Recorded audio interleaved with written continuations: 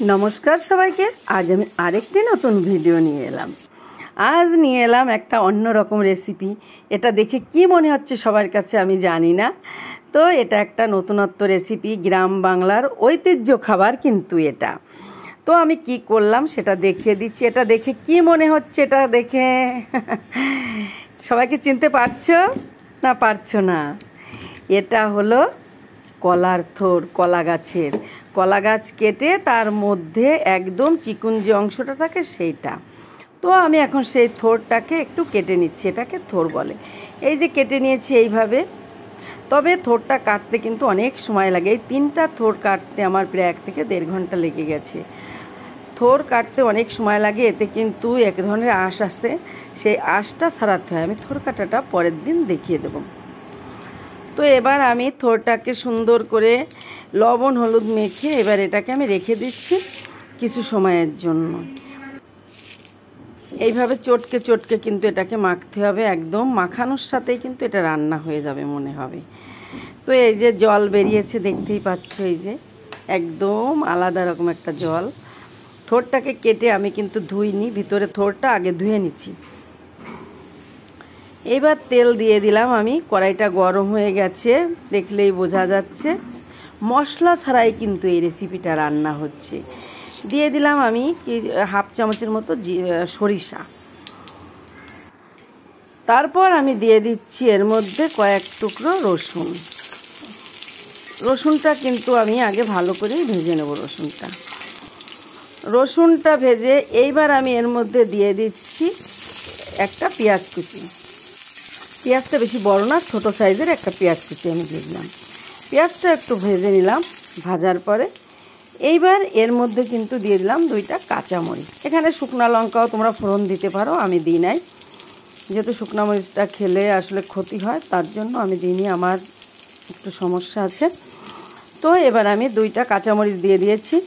এই পর্যায়ে আমি কিন্তু এর মধ্যে এবার দিয়ে দিচ্ছি থোড়গুলি চিপে খুব ভালো করে, মানে থোড়ের যে জলটা ছিল সেটা চিপিয়ে আমি ভালো করে এটা দিয়ে দিলাম।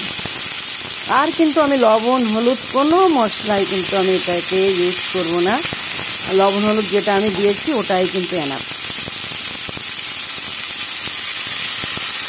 তো সাথে থাকো আর দেখতে থাকো একটা নতুন রেসিপি। জানি না সবাই খেয়েছো কি না, আমরা কিন্তু খুব ভালো খাই। আমার একটা প্রিয় রেসিপি কিন্তু এটা, কলার থোড়, গ্রাম বাংলার ঐতিহ্য খাবার। এটা গ্রামের মানুষ কিন্তু খুব ভালোই এটা চেনে বা জানে। এবার এর মধ্যে আমি সামান্য একটু জল দিয়ে দিলাম, হালকা গরম জল। কিন্তু থোড়ের জলটা সব বের করে ফেলেছি, তাহলে এই জলটা দিয়ে আমি ঢেকে দেবো প্রায় 10 মিনিটের মতো। তাহলে থোড়টা একদমই নরম হয়ে যাবে, সুন্দরভাবে রান্না হয়ে যাবে। তো এই যে আমি এটাকে ঢেকে দিলাম 10 মিনিটের মতো, ঢাকনা দিয়ে আমি রেখে দেব। আমি এবার ঢাকনাটা তুলে নিয়েছি। তো আমি ঢাকনাটা তুলে নিয়ে এটা নাড়াচাড়া করতে করতে একটা কথা বলে নিই, যদি ভালো লাগে নতুন বন্ধু হলে চ্যানেলটি সাবস্ক্রাইব করে চ্যানেলটি পাশে থাকবে, আর পাশে থাকা বেল আইকনটি অন করবে, এমন নতুন নতুন ভিডিও পেয়ে যাবে। তো তার মধ্যে আমি কিন্তু 1/2 চামচেরও কম একটু চিনি দিয়ে দিলাম, যেহেতু এটা কিন্তু কলা গাছ, এক কথায় বলতে হয় একটু চিনি না দিলে কিন্তু এটা খেতে ভালো লাগবে না। আমার কাছে তো ভালো লাগে না, আমি সেইভাবে দিয়েছি। আর যদি কেউ না দিতে চাও সেটা দেবে না। তো আর যারা নতুন বন্ধু তারা অবশ্যই এটাকে দেখে, আবারও আমি বলছি, সাবস্ক্রাইব করবে, আর লাইক কমেন্ট শেয়ার দিতে ভুলো না। আর যারা সাবস্ক্রাইব করেছে তাদেরকে আমার অসংখ্য অসংখ্য ধন্যবাদ। এটা খেতে কিন্তু অসম্ভব মজার হয়েছিল আমার কাছে। কলার থোড়, কলার মোচা, মানে এইসব খাবার হলে আমার কিন্তু আর কিছুই লাগে না। তো আমি এবার এটাকে নামিয়ে নিচ্ছি, এই যে দেখিয়ে দিচ্ছি নামিয়ে।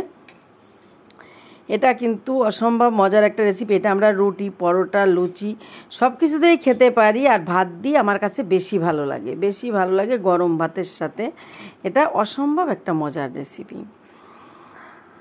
সবাই একবার হলো এটা ট্রাই করো, ট্রাই করে কেমন হয় অবশ্যই কমেন্ট করে জানালে আমার ভালো লাগবে। তোমরা অবশ্যই একবার হলো ট্রাই করো। তো সবাই ভালো থাকো, সুস্থ থাকো, এমন নতুন নতুন ভিডিও আনার জন্য সবাই আশীর্বাদ করো। সবাইকে ধন্যবাদ। আজ এই পর্যন্ত।